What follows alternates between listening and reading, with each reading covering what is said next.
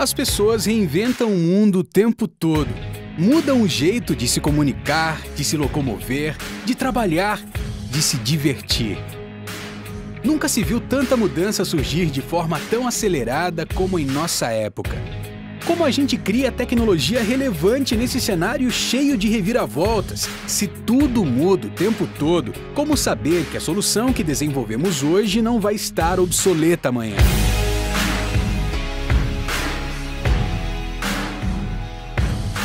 A solução é se reinventar junto com as pessoas. A HP não faz tecnologia. Ela cria soluções certas para as pessoas certas. A gente não inova por inovar. Nós reinventamos tecnologia para sermos relevantes no mundo. E para isso, nos dias de hoje, é preciso conhecer as pessoas profundamente.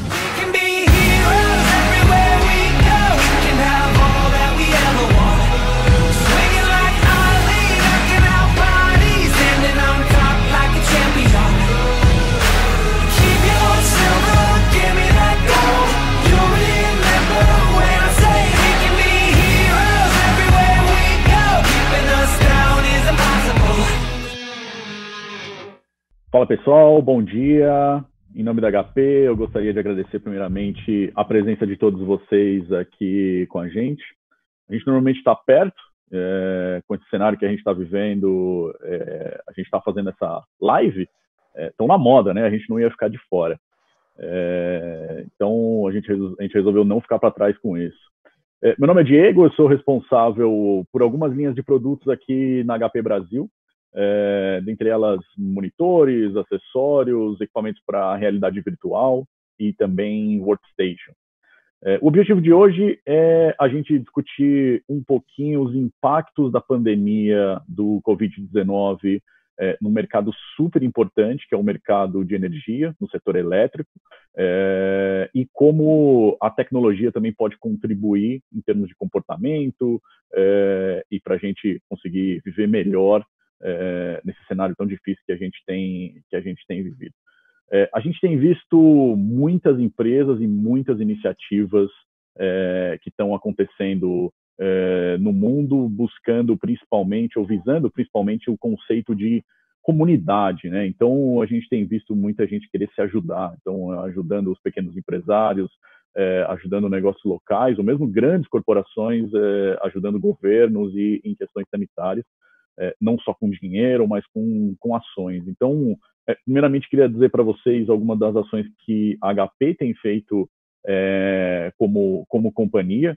Então, a gente tem feito doações significativas, então já foram alguns milhões de dólares doados através das nossas instituições e diretamente pela HP também para a questão de pesquisas e principalmente tecnologia, como a tecnologia pode contribuir para encontrar cura ou para todo esse processo médico que a gente vem vivendo.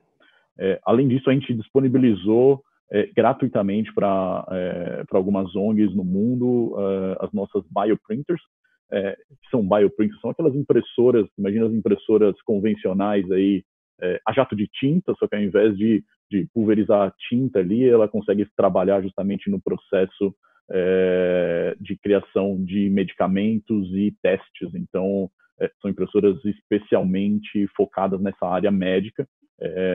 Então, algumas, inclusive, ainda sequer lançadas efetivamente no mercado, e a gente tem colocado todos os esforços para disponibilizar para a comunidade médica e para a comunidade científica, além de uma grande mobilização que a gente tem feito de tanto da HP como dos nossos parceiros com impressão 3D. A gente tem disponibilizado protótipos, a gente tem disponibilizado equipamentos e toda essa rede de parceiros para imprimir alguns itens essenciais. Então, vocês podem ver até aí nos slides algumas das iniciativas aí que a gente tem trabalhado. São máscaras de proteção para profissionais de saúde, tanto essas de suporte para a máscara, né, como as máscaras em si, além de um respirador que a gente desenvolveu em parceria com a Universidade de Harvard, dos Estados Unidos, e a gente está colocando a nossa capacidade produtiva em 3D, principalmente ali nos Estados Unidos, para para imprimir esses respiradores manuais. Então, a gente está com uma capacidade de produção entre 50 e 100 desses respiradores diária. Então, a gente tem colocado todos os esforços para isso. E todos esses protótipos de máscaras, suportes, respiradores estão disponíveis diretamente no nosso site. Tem um site, depois se vocês conseguem entender, entrar e pesquisar por HP Covid, vocês vão ver rapidamente ali como baixar, inclusive, esses designs para que toda essa cadeia ou qualquer um dos países que possuam equipamentos 3D também possam contribuir. Tá? E por que a gente escolheu principalmente esse mercado de energia nesse momento tão crítico? Para falar um pouco, para aprofundar. Porque energia é essencial. Né? Energia está em tudo. O hospital precisa de energia. A gente, para trabalhar de casa, precisa muito de energia. E a gente tem visto impactos substanciais nesse mercado. E aí, para falar um pouquinho disso, a gente trouxe 2 especialistas nessa área que vão poder contribuir com um bate-papo bem profundo desses impactos. Então, por falta de um, a gente trouxe 2 Tiagos, para não confundir a cabeça de vocês. Então, começando as apresentações, o Tiago Correia, ele é economista e mestre em planejamento de sistemas energéticos pela Unicamp e especialista em políticas públicas e gestão governamental pela Escola Nacional de Administração Pública. Ele já ocupou uma série de cargos públicos importantíssimos, tendo atuado, inclusive, como assessor especial do Ministério de Minas e Energia entre 2004 e 2012, e como diretor da ANEEL de 2014 a 2018. E o Tiago Lobão é formado em Direito, com especialização em Direito do Consumidor e Responsabilidade Civil pela UNESA, de Nova Friburgo, além de possuir um MBA em Direito Econômico e Regulatório pela FGV. Tiago também tem uma experiência ampla no mercado em questões regulatórias e negociações no setor de energia, além de ser conselheiro do Instituto Brasileiro de Direito de Energia e membro das comissões de geração e transmissão de energia e da Associação Brasileira de Energia Solar Fotovoltaica. Ele ainda é professor convidado da FIA. Eu queria começar esse bate-papo com vocês, pessoal, fazendo uma pergunta para o Tiago Lobão. Tiago, a gente tem visto o mundo evoluir a uma velocidade impressionante nos últimos dias. Então, cada dado, cada informação tem ficado obsoleta em questão de horas. Então, o que a gente discutiu ontem, hoje talvez não seja mais válido. E a gente tem visto uma série de medidas do governo tentando diminuir a pressão econômica, financeira na população. Porém, por outro lado, nesse mercado de energia tem sido impactado, tem sofrido uma redução de consumo, haja visto a baixa atividade empresarial que a gente tem tido nesse período. Então, para começar, eu queria ver se você podia começar fazendo um balanço desses impactos iniciais no setor elétrico e dizer um pouquinho para a gente como que a pandemia tem afetado essa questão de demanda e consumo. Bom, primeiramente, bom dia a todos. É um prazer poder, como bem disse o Diego, participar dessas inovações tecnológicas, né? A live agora virou moda e uma moda do bem em muitos dos casos, né? Bom, quero agradecer aí também ao Diego pelo convite e agradecendo ao Diego, agradeço toda a equipe da HP. Nós do setor elétrico sabemos o quanto a HP é atuante nesse setor e quanto este setor é importante também para o segmento da HP. Obrigado a vocês por abrir esse canal de comunicação com todo o setor elétrico. Quero agradecer também o Tiago, vai ser o meu debatedor aqui, onde a gente vai bater um papo gostoso sobre setor de energia, que é uma paixão em comum para nós dois. Então, também quero agradecer de antemão o Tiago e a todos aqueles que estão assistindo aí agora nesse momento. Bom, Diego, como você bem comentou, está muito dinâmico tudo, né? E não poderia ser diferente também no setor de energia. A cada dia temos novas notícias nos jornais, novos decretos, novas portarias. Então, tem sido assim, eu brinco que a noite, de um dia para o outro, tem sido não de sono, mas de muito trabalho. A gente tem trabalhado muito mais no home office do que nos seus escritórios, né? Fazendo um balanço, para já passar também um pouco a palavra para o meu xará, No Brasil, né, o primeiro caso oficial de coronavírus foi detectado lá para o dia 26 de fevereiro, e desde então houve um crescimento geométrico, exponencial dos números de infectados e vítimas fatais, tanto no Brasil quanto no mundo. E diante de todo esse agravamento da situação, a Organização Mundial de Saúde declarou o quadro de pandemia, né, cujas consequências ultrapassam muito o aspecto da saúde. Envolve a parte econômica, a área também de energia e assim sucessivamente. No Brasil, primeira providência foi tomada foi o Decreto Legislativo número 6 de 2020, que é o chamado Decreto da Calamidade, né? Ele entrou em vigor lá no dia 20/3, e após essa decretação de calamidade pública, os estados e municípios também foram nesse mesmo caminho, inclusive com a implementação de medidas de isolamento social, com restrições a indústrias e a comércio, né?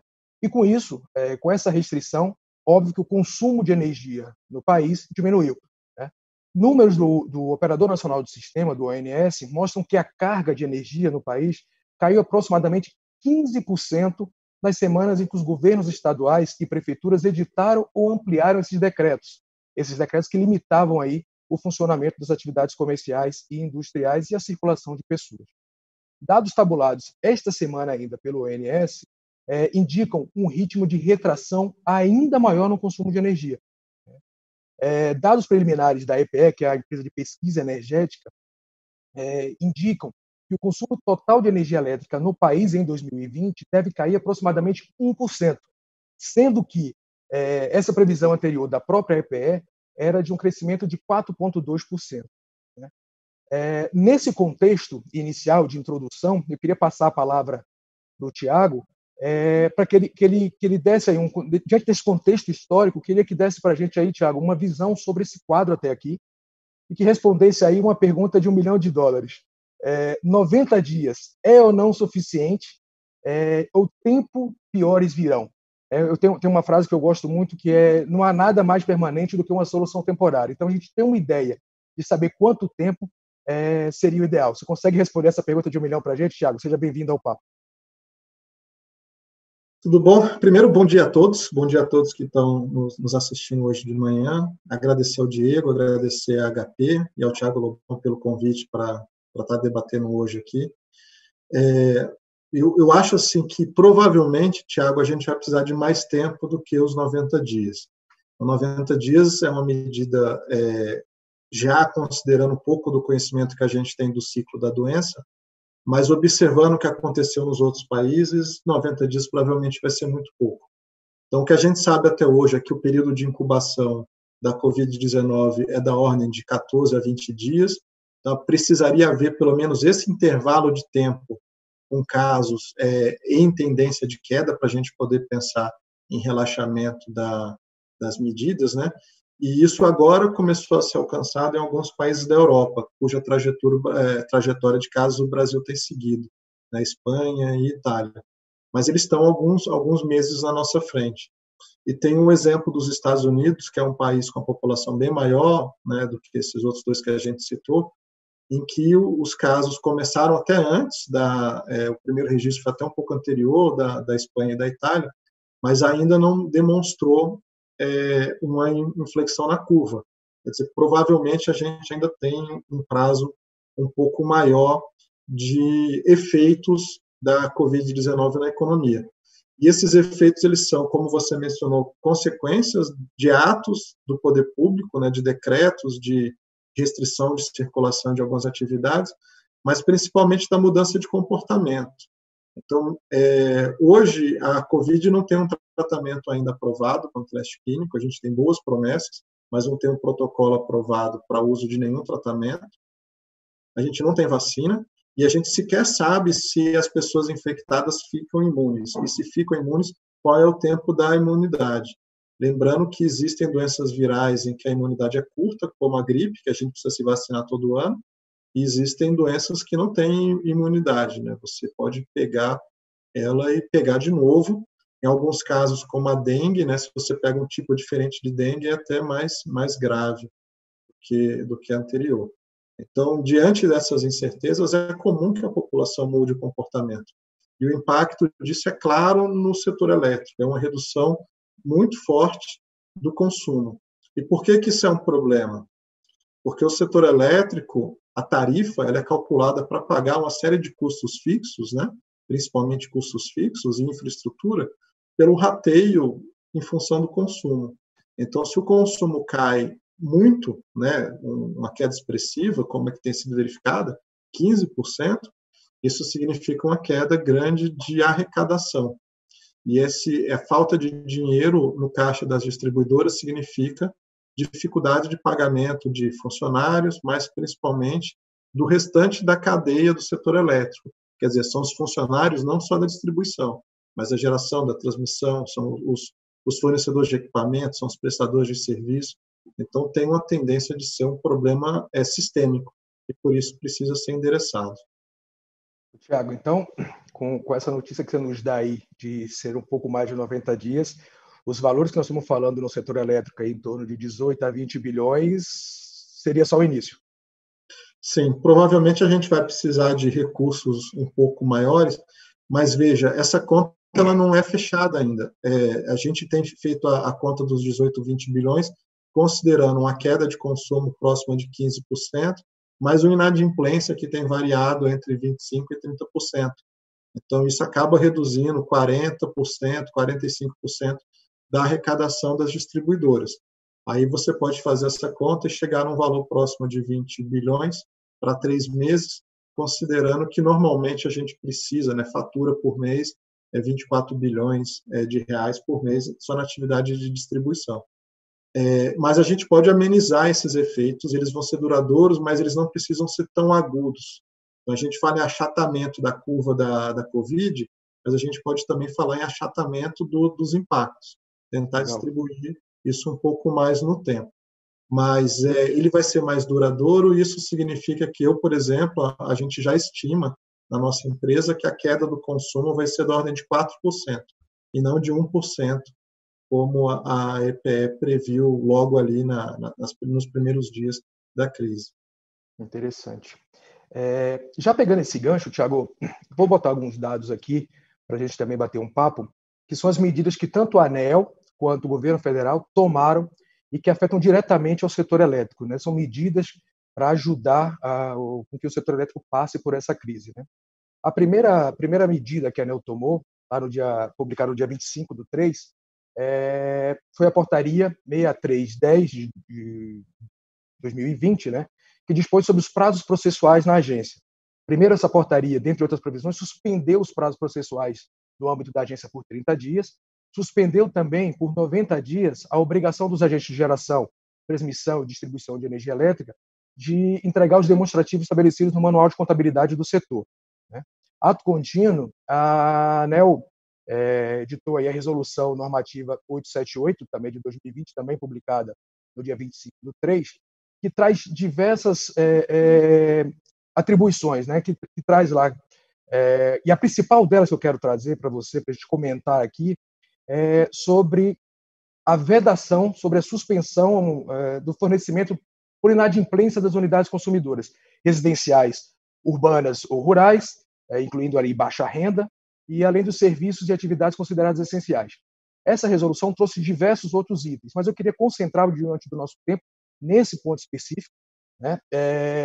Importante aqui, eu queria deixar claro, até como advogado, deixar claro para todo mundo que essas medidas não impedem as medidas normais de cobrança de débitos vencidos, inclusive a negativação dos inadimplentes em cadastro de crédito, como a SPC, Serasa, e também a promoção de ações de cobrança. Na verdade, só está suspenso o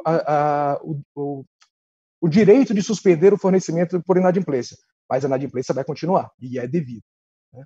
Um ponto interessante, Tiago, que eu brincava agora há pouco, que a gente não dorme e não acorda com o mesmo fato no setor elétrico. Ontem teve uma reunião da diretoria da agência, e lá foi dito, foi comentado sobre a existência de algo em torno de 4,7 bilhões em recursos represados de P&D e eficiência energética, e que, nessa conversa ontem na diretoria, deram a ideia de serem utilizados esses valores para diminuir esse impacto nas tarifas futuras, né? Diminuir esse impacto no consumidor final, né? E ainda disseram que teria ali uma projeção de 5 anos de mais 18 bilhões também em P&D, eficiência energética e aqueles fundos do setor elétrico. Eu queria também que você anotasse para a gente comentar sobre isso. Tá? Um próximo ponto, que foi também o que aí já no âmbito do governo federal, o que o governo federal tomou de medidas. Ele editou lá a medida provisória 950, agora de 9 de abril passado, e esse texto prevê que os consumidores de energia atendidos pelas concessionárias deverão pagar o financiamento a ser contratado por meio de encargo tarifário cobrado na proporção do seu consumo, né? Fala-se aí em torno de 18 a 20 bilhões, que é o que a gente já havia comentado. Me parece muito uma reedição da conta ACR, né, acontecida lá nos anos de 2014, 2015, quando você também era diretor da agência. Então, você passou por isso. Queria também que você tecesse um pouco desses comentários sobre isso. E teria apenas uma diferença, pelo que eu dei uma lida aqui, teria uma pequena diferença da reedição da conta ACR, que naquela época houve uma grande migração dos consumidores cativos para o mercado livre, né? E agora já o governo, prevendo que isso também acontecesse, diz que quem for fazer essa migração vai ter que arcar, sim, com a sua parcela do empréstimo. Queria que você comentasse um pouco isso para a gente, pode ser? Essas consequências de curto e médio prazo. Então, vamos lá. Então, pela ordem, né? Então, primeiro, a portaria da ANEEL, ela tem uma dificuldade que ela tenta endereçar, que é a previsão de aumento da inadimplência. Então, quando a própria portaria diz que não vai ser possível realizar a suspensão do fornecimento por conta de inadimplência, ela já está prevendo um aumento da inadimplência. E esse aumento da inadimplência ele tem duas causas. A primeira é uma dificuldade de acesso a meios de pagamentos. Parte da população não tem acesso a meios eletrônicos, ou conta até mesmo em banco. Então, precisa ir em agências, em casas lotéricas, para poder fazer o pagamento, e a circulação está dificultada.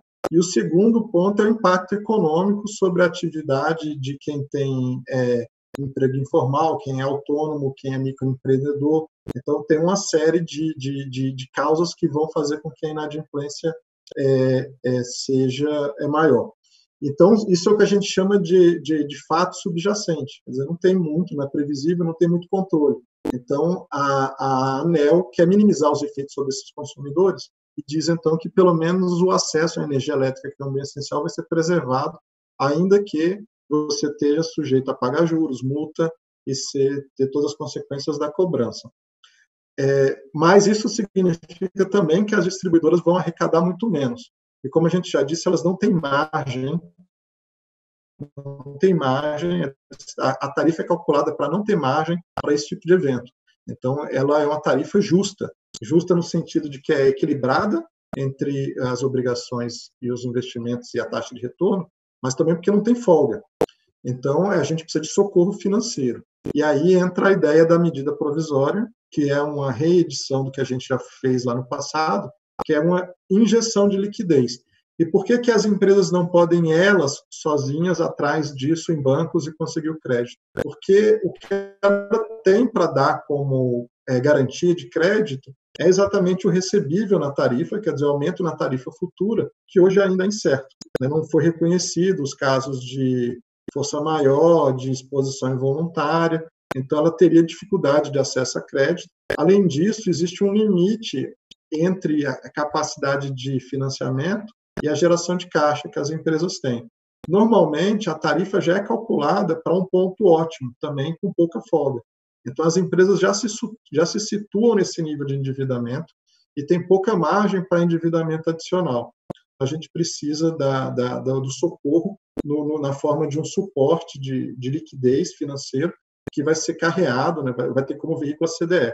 Essa também é uma diferença em relação ao que foi feito no passado. No passado foi criada uma conta própria, chamada conta CR, né, e agora a gente vai usar o veículo da CDE. Por quê? Porque no passado a gente já sabia qual era o impacto, já estava mensurado. Hoje esse impacto é incerto. E a conta CDE ela é mais fácil de carrear e de garantir a arrecadação no futuro, independente do reconhecimento de força maior para casos concretos.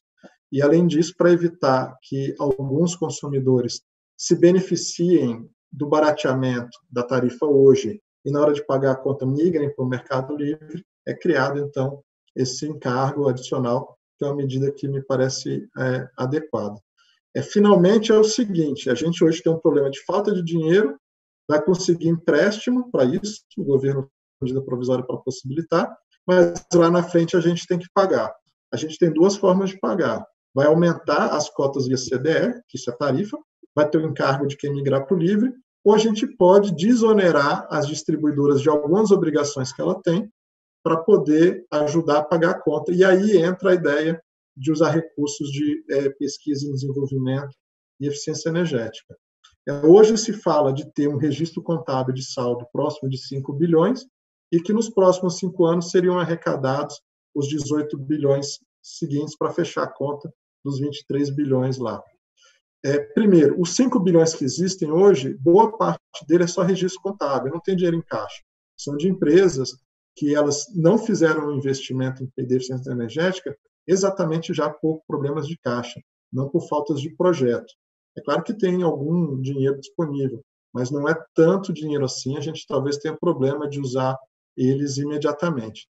E no futuro, a gente vai estar comprometendo dinheiro de projetos já contratados. A gente não pode usar 100% do fluxo de caixa futuro, porque existem universidades, bolsistas, empresas, todas que já se comprometeram com projetos de eficiência energética ou com projetos de pesquisa e desenvolvimento, que já investiram, já têm custo afundado e precisam ser remuneradas. Então, é preciso honrar os contratos. Então, eu acho que é bem-vinda a ideia, mas provavelmente a gente não vai poder usar os 23 bilhões que estão disponíveis. Entendido. E um ponto que eu queria tocar no assunto ainda, nisso aí, para a gente não perder esse fio da meada, 5 bilhões que sejam utilizados. Eu queria fazer uma conta rápida aqui. Eu estou tirando isso de P&D, pesquisa e desenvolvimento, né? E aí, se eu for tirar para os próximos 5 anos, algo de um torno aí de 18 bilhões. Né? Tem como a gente fazer uma conta? É linear fazer uma conta assim, Thiago, você como economista? Quanto a cada bilhão que eu tire do Tesouro, o Tesouro deixe de colocar para socorrer distribuidoras, eu uso esses fundos, a cada bilhão que eu uso os fundos existentes do setor elétrico, e deixe de usar o Tesouro, o quanto isso diminuiria, qual seria o impacto a menor nisso na tarifa?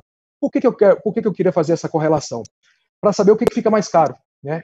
Deixar esse número todo ir para a tarifa ou deixar de investir em pesquisa e desenvolvimento. Eu queria fazer esse balanço. Não sei se dá para fazer, Thiago. É uma conta um pouco complicada. A gente, quando trabalhava na ANEEL, eu tinha muito medo de fazer esse tipo de projeção, porque a gente sempre erra. Mas, assim, a arrecadação hoje do setor todo no ano é próxima de 240 bilhões de reais.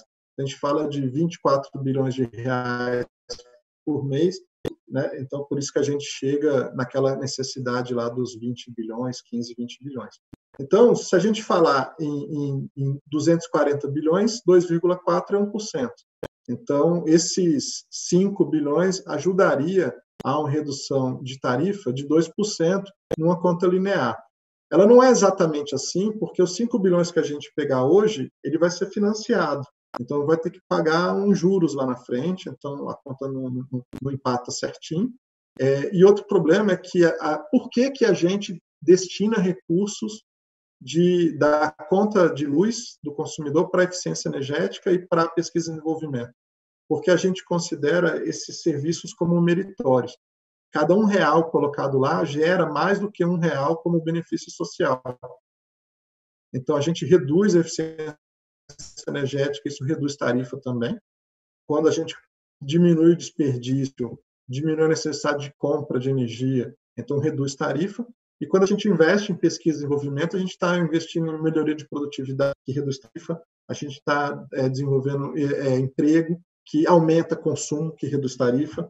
Então, não é uma conta tão simples de fazer, mas hoje a gente tem um problema agudo, né? Tem um paciente que precisa de liquidez, de dinheiro rápido. Lá na frente, esse problema não vai ser mais agudo, ele vai ser crônico.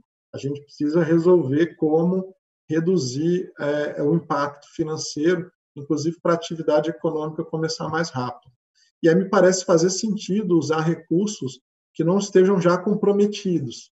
Mas, de novo, aqueles recursos já comprometidos, já contratados, a gente não pode romper contratos no setor. A segurança contratual é um bem enorme para o valor da energia no Brasil. O investidor, quando entra aqui, sabe que os contratos são honrados, e isso significa que ele pode botar uma margem de risco menor no preço. Se a gente começar a romper contratos, isso vai resultar lá na frente em energia mais cara. Então, se o recurso ainda não foi comprometido, pode ser usado. Mas se já foi, a gente tem que honrar os contratos. Perfeito, Thiago. Excelente. Eu concordo e pactuo também da sua colocação. Acho que contrato é para ser cumprido, é feito para ser cumprido, né? Isso causa uma insegurança jurídica e, no nosso caso, regulatória tremenda. Pegando já esse gancho, então, de contratos, Thiago, eu vou pegar aqui o segundo ponto da nossa live. Aqui no escritório, a gente tem recebido bastante consulta, né, sobre repactuação e rescisões de contrato pelo motivo de força maior, né? E pegando esse gancho, a gente recebeu aí no setor uma enxurrada de notificações de todos os âmbitos, desde as grandes distribuidoras a pequenas geradores e comercializadores, né? Eu queria entender um pouco como é que vocês enxergam isso. Do meu ponto de vista, já te dou logo o meu ponto de vista, para mim, contrato é lei entre as partes, isso é muito sério. Foi feito para ser cumprido e não é para quebrar a qualquer tempo, né? Como falei, isso gera uma insegurança jurídica. A força maior, ela não serve, a meu ver, para a gente sair da crise melhor do que a gente entrou. Isso é um ponto bastante interessante, né? Acho que eu falo muito com nossos clientes, eu tenho defendido muito com nossos clientes que as empresas têm que usar essa cláusula com muita parcimônia, né? Não adianta eu querer usar a cláusula só por usar e não provar que a força maior causou sim algum prejuízo, algum dano no meu dia a dia, né? Tecnicamente falando, são fatos, óbvio, a força maior, tecnicamente falando, são fatos ou ocorrência imprevisíveis, de difícil previsão, cujas consequências geram um ou mais efeitos inevitáveis e prejudiciais ao cumprimento daquela obrigação contratual. Mas eu preciso demonstrar que a força maior impactou realmente meus contratos para poder fazer uso dessa força maior. Então, por que eu estou dizendo isso? Porque eu tenho visto, e a gente teria que coibir, eu também te pergunto isso, tem como a gente coibir isso regulatoriamente, é que empresas usem, por exemplo, uma empresa que comprou energia a 150 e está vendo que hoje a energia está a 100, por exemplo. Eu vou rescindir, vou aproveitar a força maior para comprar essa energia a 100. Isso, a gente tem que coibir, isso não pode acontecer. Existe o princípio da boa-fé contratual. Então, eu pactuo da sua colocação também que deve ser cumprido os contratos. Eu queria discutir um pouco sobre essa exacerbada preocupação e uso inadequado das cláusulas de força maior nos contratos. Como é que vocês estão vendo isso aí na consultoria, na rede de consultoria? Bem, primeiro, a gente entende que o que está ocorrendo hoje é aquele exemplo da literatura para a força maior. Então, quando a gente estuda força maior, aí vem a lista de exemplos, né? E aí a gente tem os atos do governo, né, restringindo atividades, e a gente tem a pandemia. Os dois casos como exemplo. Agora, já tem bem pacificado na ANEEL e nos nossos tribunais o conceito de que não existe força maior em abstrato. Quer dizer, não é o fato de haver um decreto de calamidade que já te garante o uso da cláusula de força maior. Ela tem que seguir um rito formal de documentação do evento, da consequência dele, no seu contrato específico. Então, quem alega a força maior tem o ônus de provar os impactos da força maior, porque ele só pode repassar por contrato a proporção do efeito. Então, tem que haver equidade entre as partes. Eu não posso pegar um problema e jogar inteiro a situação. Eu só posso repassar exatamente aquilo que me foi afetado, na proporção em que foi afetado o contrato. Então, isso precisa ser documentado, inclusive para a gente poder coibir a má-fé. Então, tem que ter o princípio da boa-fé, tem que ter o princípio da proporcionalidade, tudo tem que ser documentado, todos os passos, todas as medidas realizadas para mitigar os efeitos. Tá? E, no caso concreto do setor elétrico, por exemplo, o principal efeito não é econômico. Tem um efeito econômico que a gente viu, que é uma queda de 4% que a gente prevê lá no final do ano. Mas no mês tem que ter um efeito de 45%, então é da ordem de mais de 10 vezes. Então, o que eu preciso fazer não é rever cláusulas de contrato, revogar contrato, reduzir volume. Eu preciso dizer, olha, eu vou poder pagar isso ali na frente. Então, eu não vou pagar hoje, vou pagar o que entrou no meu caixa, mas no mês que vem já vai ter a medida provisória do governo, já entrou dinheiro, já quito tudo que eu te devia. Então, é preciso ter esse conceito de que não é para renegociar, é para reequilibrar contratos. E a gente precisa documentar tudo. É quase que uma ponte, né, Thiago? Isso, é uma ponte, até o problema estar resolvido. Né? E a gente precisa demonstrar o tempo inteiro que lidou com boa-fé e que tentou mitigar os efeitos. Então, para os consumidores que, de fato, se sentirem caracterizada a força maior, e para as distribuidoras, onde eu acho que isso já tem ocorrido, é preciso entender que a gente tem que repassar somente o efeito proporcional e tem que documentar tudo, porque lá na frente isso vai ser auditado. Tá? Então, teria, como a gente já conversou outros dias, tem que ter o livrinho da crise, né? Documenta passo a passo. O book de crise, é o que a gente chama de book de crise. Né? A gente tem falado muito para o setor, é que documentem tudo, né? Assim como você colocou, é documentar desde notícias, as notificações que vocês estão recebendo, as notificações que vocês estão fazendo. Em determinado momento, tem coisas que você vai ter que levar para a ANEEL, sim, notificar a ANEEL desde já, em alguns casos concretos. Então, esse book de crise aí colocado pelo Thiago, acho que é essencial. Usem e abusem disso. Né? Pegando esse gancho, Thiago, falando em book de crise, um outro ponto interessante que tem acontecido, tem chegado para a gente relatos de paralisação de obras, né, em virtude lá do decreto 10.292 agora de 2020. Esse decreto é aquele que regulamentou a Lei Federal 13.970, né, que diz lá quais são, o que é considerado nesse decreto, ele diz lá o que tem que ser considerado como serviços essenciais, né? E lá no inciso 10, inciso 10º lá desse decreto, ele diz que geração, transmissão e distribuição de energia elétrica, vírgula, incluindo o fornecimento de suprimentos para o funcionamento, e manutenção de centrais geradoras e do sistema de transmissão e distribuição, além da produção, transporte e distribuição de gás natural, são serviços essenciais. Aí o que está acontecendo na prática? Muitas prefeituras e governos estaduais estão dizendo o seguinte: olha, obra nova ou expansão não são serviços essenciais por esse decreto. Eles estão fazendo uma interpretação mais restritiva, a meu ver, dizendo que estaria incluído somente fornecimento para operação e manutenção. O que eu discordo, já dou minha opinião, eu queria escutar a tua. Acho que aqui a gente tem que fazer uma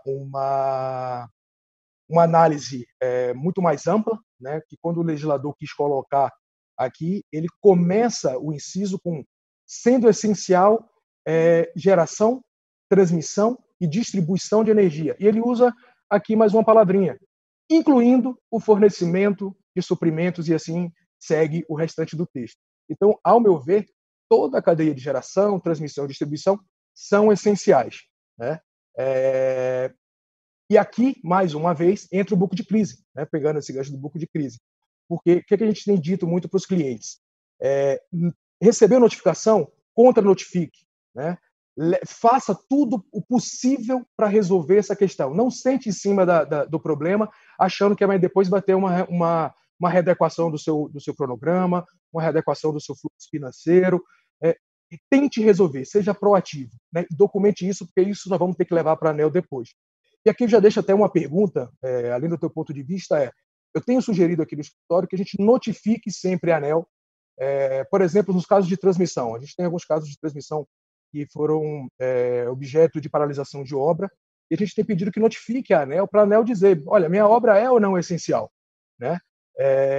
E se ela disser que é essencial, ganhamos força junto ao governador e ao prefeito, e se ela não disser que é essencial, nós vamos ter que readequar esse cronograma e possivelmente também um reequilíbrio lá na frente. Eu queria entender sua visão sobre isso e se você acha também que a ANEEL pode ter um papel mais proativo nesse caso.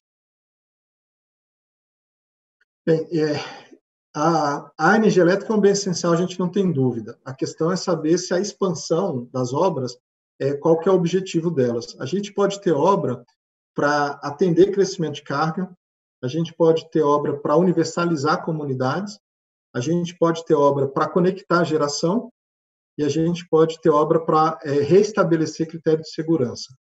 Eu teria muito cuidado de manter obras de universalização.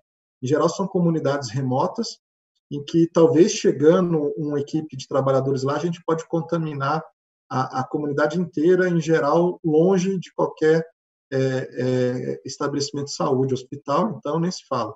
Então eu teria muito cuidado em relação a isso. Mas é importante, como você disse, que a ANEEL sinalize que essa obra perdeu a urgência. Não cabe ao concessionário descumprir nem a ANEEL, nem o governador, nem o prefeito. Então, como a ANEEL mantém a urgência, toda obra de transmissão, a princípio, é por determinação, então ela é urgente, então cabe contra-notificar o governo e a prefeitura para poder seguir com as obras. Mas a gente precisa ter um pouco de bom senso, e bom senso não é um atributo da administração pública, é um atributo de seres humanos. A administração pública é uma máquina de moer carne e aplicar multa. Então, se você não documentar direitinho, você vai perder lá na frente. Não imagine que o bom senso lá na frente vai ser igual agora. Então, notifique hoje a ANEEL para que ela te dê uma resposta hoje para te ajudar com os governadores. Obras, por exemplo, para atendimento de crescimento de carga, a carga não vai crescer, a ANEEL pode postergar. Obras para conectar a geração significa tarifa maior lá na frente. Eu vou pagar por ONG que eu não vou estar usando. Talvez deva ser mantida, mas fica no limbo. Agora, uma obra que vai assegurar os critérios de segurança, ela tem que ser mantida, porque a gente está falando de blackouts de transmissão que, em geral, afetam grandes regiões e podem deixar hospitais desassistidos por algumas horas, no momento que a gente tem uma população precisando de energia elétrica para respiradores. Então, para ser bem sucinto, a princípio, toda obra de transmissão é urgente e essencial, mas, dada a conjuntura atual, pode ser que a ANEEL autorize a mudança de cronograma, mas isso precisa ser documentado. Tá? Não espere o bom senso lá na frente. Tá? Perfeito, Thiago. Pode terminar.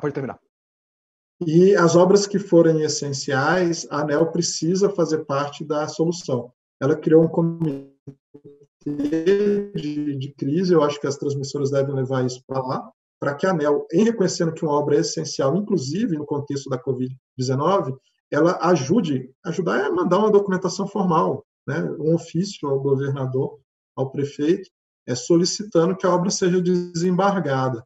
Mas entender que o concessionário ele está entre a cruz e a espada, ele não pode desobedecer nenhum dos poderes públicos porque eles têm presunção de ilegalidade. Perfeito, Thiago. E aí, acho que do meu ponto de vista, você muito bem colocou, obras de transmissão são determinativas, né? Então, é o que você falou, todas elas, em teoria, seriam essenciais.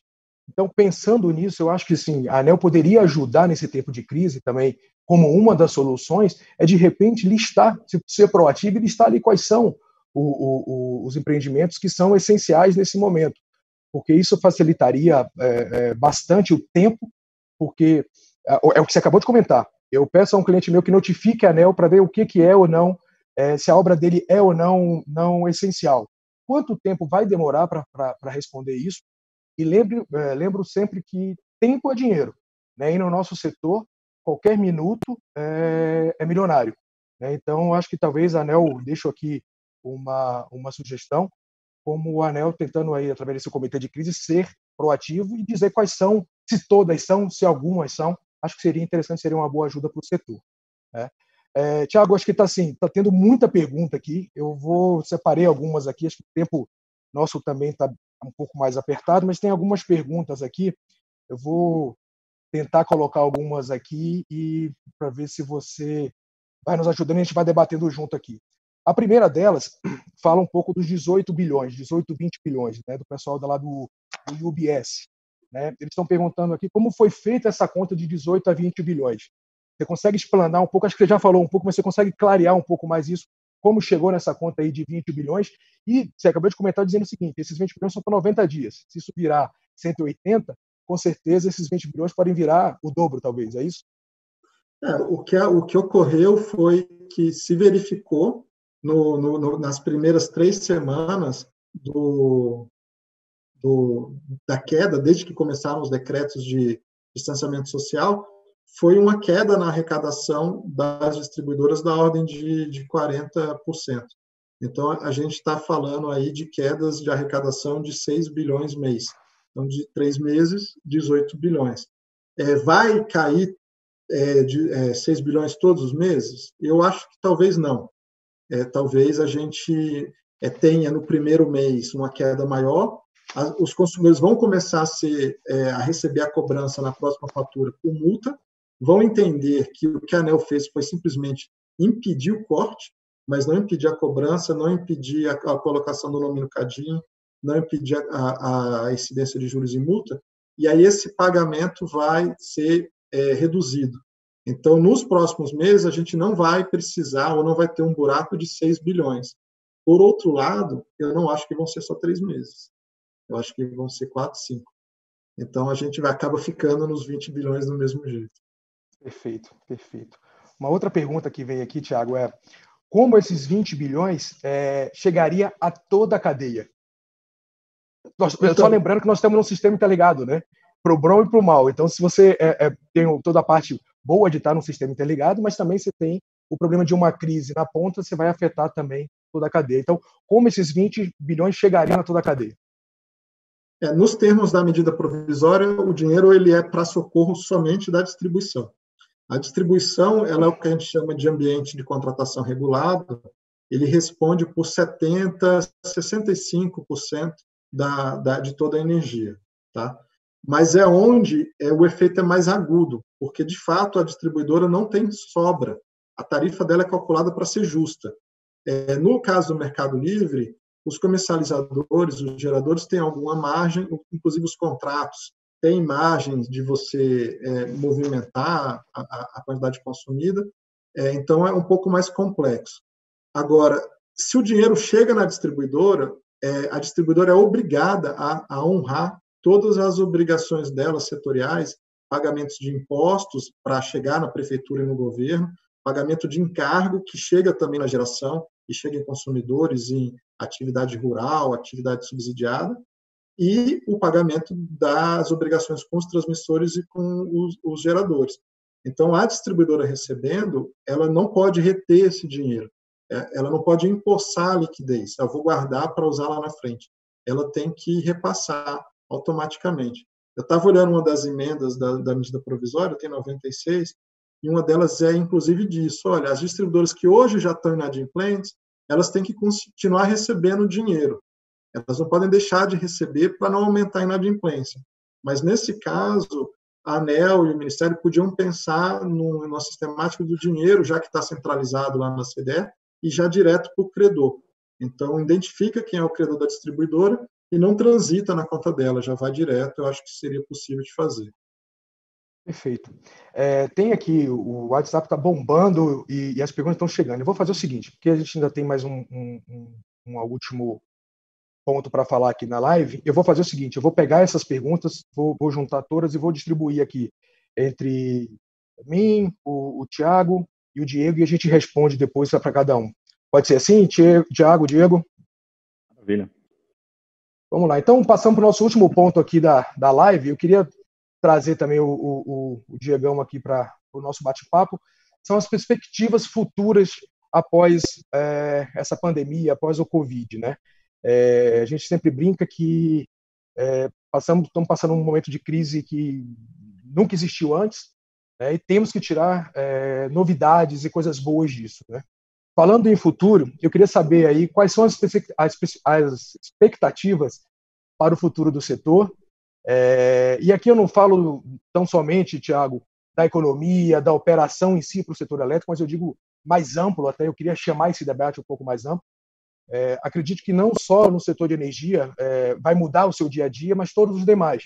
Seja pela readequação de como lidamos com as crises, seja nos relacionamentos interpessoais, mas principalmente na readequação da forma de se trabalhar.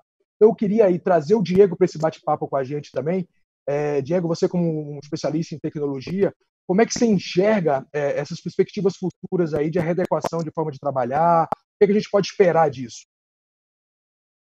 Tiago, a gente tem vivenciado essa mudança de comportamento de uma maneira drástica e compulsória, né? E de uma forma muito rápida. Então, quando a gente fala do dia para a noite, foi exatamente o que aconteceu. Então, a gente vê muitas empresas aí que numa sexta-feira estavam trabalhando normalmente, quando foi na segunda, terça-feira, já tiveram que se adequar totalmente. O que a gente tem visto é que grande parte das pessoas e grande parte das empresas não estavam adaptadas ou sequer haviam pensado ainda nesse conceito de home office ou de homeschooling. Então, para quem tem filhos, como é o meu caso, tem sido um desafio ainda maior de conciliar o trabalho com as crianças. Então, colocar tudo isso na conta tem sido cada vez mais complicado, né? Então, essa adaptação, falando pelo lado da HP, a gente viu um boom extraordinário na demanda por laptops. E por quê? Porque as empresas simplesmente não estavam adaptadas. Então, muita gente ainda não comprava laptops, não distribuía laptops aos seus funcionários, porque ainda não tinha esse conceito de home office no radar. E isso não só em empresas pequenas, em grandes empresas também tiveram esse mesmo problema. A gente viu, inclusive, empresas de call center que tiveram que se adaptar e colocaram pessoas em casa, o que é uma iniciativa bastante louvável, né? Mesmo quando a livre circulação, vamos dizer assim, for liberada, eu imagino que as pessoas ainda vão se questionar se realmente precisam se expor ao menor risco que for. Então, eu acho que em termos de mudança de comportamento, a gente vai ter uma mudança sanitária. Acho que a gente vai passar a lavar mais as mãos, por exemplo. A gente vai passar mais a lavar talvez os produtos que a gente compra e traz para dentro de casa. E a gente vai passar em termos tecnológicos, a realmente pensar o que faz mais sentido na nossa vida. Então, por exemplo, quando a gente pensa naquela viagem que a gente fazia a negócios para, essencialmente, visitar um cliente e ter uma reunião de 1 hora, será que essa viagem ainda faz sentido? Será que a gente não pode ter e fazer isso de maneira remota? Então, acho que essas mudanças de comportamento tendem a ser progressivas e tendem a mudar o nosso comportamento de maneira para sempre, né? Como é que você enxerga isso? Como é que vocês enxergam isso? Será que isso vai ser uma mudança só desses 3 meses ou isso deve ficar para sempre? Bem, eu aqui vou pular nessa chance. Desculpa, Thiago, mas eu acho que vai ser uma mudança estrutural. Eu acho que vai ser para sempre. É claro que a intensidade, hoje a gente está num momento agudo, mas vai ter uma mudança estrutural. Não vai ser tão aguda, mas ela vai permanecer. E no caso do setor elétrico, a gente já estava num processo que se chamava de 3Ds, que era descarbonização, digitalização e descentralização. E, basicamente, o que estava motivando isso era a possibilidade de você usar a digitalização maior para descentralizar a geração de energia elétrica, botar ela próxima da carga, mas usando com o objetivo de reduzir a emissão de gases de efeito estufa. Então, o grande vetor, o driver, era a digitalização. E a gente tinha uma dificuldade com isso no Brasil, particularmente de fazer os investimentos necessários em rede e de ter interesse de ter pessoas que vão fazer modelos de negócio usando esses elementos digitalizados na rede.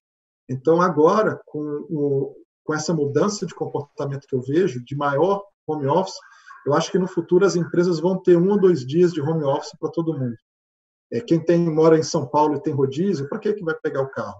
Fica em casa.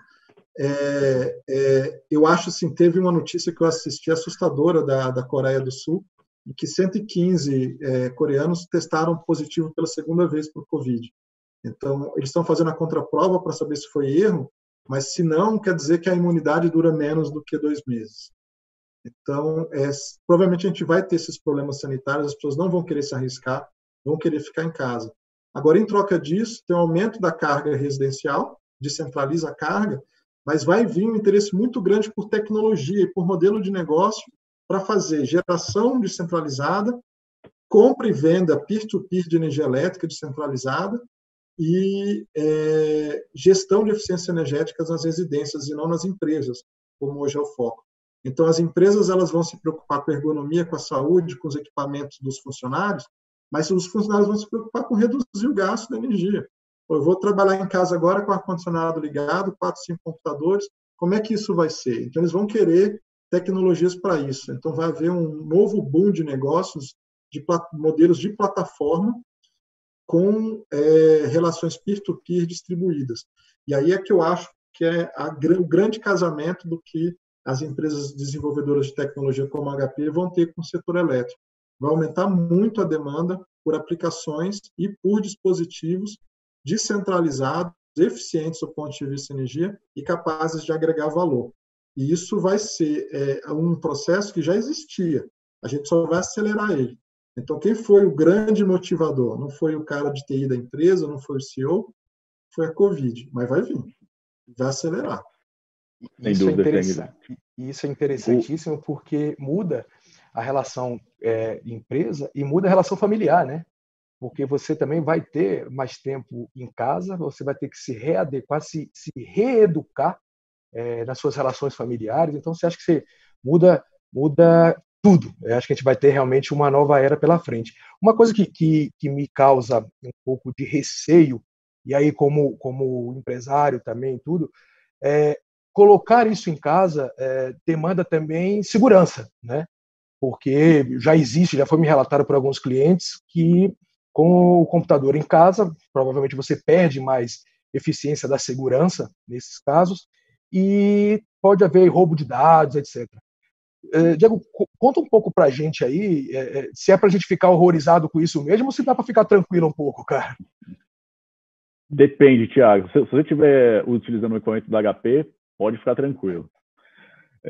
Acho que a gente tem visto, há muito tempo a HP já vem investindo em tecnologias ali que facilitam principalmente a colaboração. Então, nesses ambientes fora do escritório. Então, o Thiago comentou bastante ali da questão de home office. A gente já tem, por exemplo, tecnologias implementadas nos nossos laptops para redução de ruído externo. Então, você já deve ter visto alguns fones caríssimos lá, com noise reduction e tudo mais. Isso a gente já tem também diretamente nos nossos laptops. Então, ao invés de alguém que está te assistindo numa conferência, por exemplo, de ficar ouvindo o barulho do seu aspirador, a própria tecnologia da HP já consegue filtrar esse som para que só o som da sua voz seja aí amplificado. Quando a gente fala de workstations, por exemplo, então workstations são aqueles computadores super parrudos, em que normalmente grande parte deles desktop, né? A gente tem modelos mobile também, mas grande parte deles desktop. E quando a gente fala desses equipamentos, então, nesse setor elétrico, por exemplo, muita gente usa para fazer manutenção preditiva, ou para fazer o acompanhamento de toda a infraestrutura. Então, são sistemas pesadíssimos que rodam por trás disso. E como é que você leva isso para casa? Então, talvez você não tenha nem a tomada em casa para ligar esse equipamento. A gente tem uma solução que é o Remote Boost, o nome é bem bacana, né? Onde você consegue acessar esse equipamento, então deixa o equipamento diretamente lá na empresa, você consegue acessar esse equipamento, essa workstation, de qualquer outro tipo de equipamento, e utilizar esse poder de processamento que você tem normalmente local a partir desse outro computador. Então, isso traz aí um benefício de mobilidade também. E o Thiago comentou bastante de segurança, né? Então, o pilar de segurança tem sido muito forte na HP. Então, a HP tem hoje os computadores mais seguros do mercado. Então, não é a gente que diz, são vários órgãos internacionais que dizem que a gente tem os computadores mais seguros do mercado. Então, a gente tem investido bastante nesse segmento. Então, com algumas soluções que no dia a dia parecem, por exemplo, descartáveis, mas imagina nesse ambiente agora, Thiago, que a gente tem trabalhado, que o seu computador resolveu quebrar, ou simplesmente não carregue mais o sistema operacional ali, o Windows.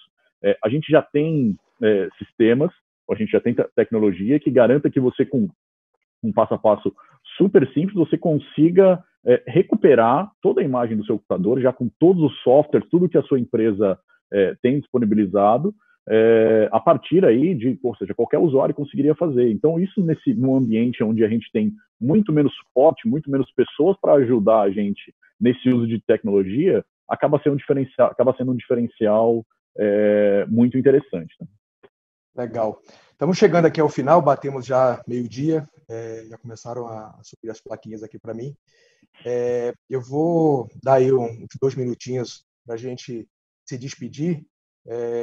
Tiago, primeiro quero te agradecer mais uma vez a participação, pela parceria nessa live. É sempre desafiador e enriquecedor, cara, trocar ideias com você.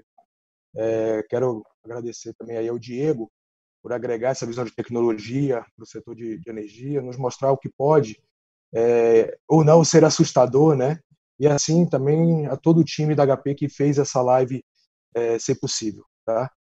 Como mensagem final, quero deixar aqui 2 pontos. Quero deixar saber para todo mundo que está nos assistindo, esse conteúdo vai ficar disponível por 60 dias, tá? Nesse mesmo link, é só clicar e vai estar disponível por 60 dias. Então, usem e abusem da live. E como mensagem final, acredito que viveremos uma nova era e sairemos dessa maior e melhores do que entramos, não tenho dúvida disso. Tiago, obrigado. Obrigado a todos, agradeço muito a oportunidade e vamos continuar com esse tipo de debate, esse tipo de iniciativa, que agrega bastante ao setor. Maravilha, pessoal. Eu queria agradecer vocês dois por ter dado essa aula para a gente. Então, a gente trouxe 2 craques aí, não dava para esperar menos que isso, então muito enriquecedor esse conteúdo. E HP, em nome da HP, eu agradeço a participação de todas as perguntas vão ser respondidas. E com certeza a gente vai ter mais oportunidade no futuro de falar, tanto pessoalmente como virtualmente. Usem e abusem, pessoal. Valeu, obrigado.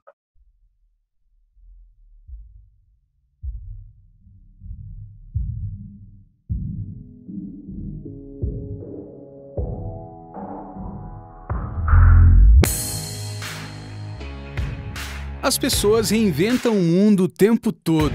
Mudam o jeito de se comunicar, de se locomover, de trabalhar, de se divertir.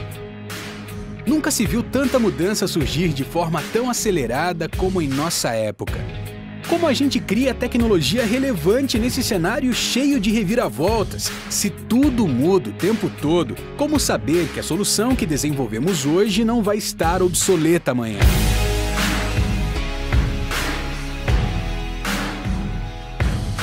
A solução é se reinventar junto com as pessoas. A HP não faz tecnologia. Ela cria soluções certas para as pessoas certas. A gente não inova por inovar. Nós reinventamos tecnologia para sermos relevantes no mundo. E para isso, nos dias de hoje, é preciso conhecer as pessoas profundamente.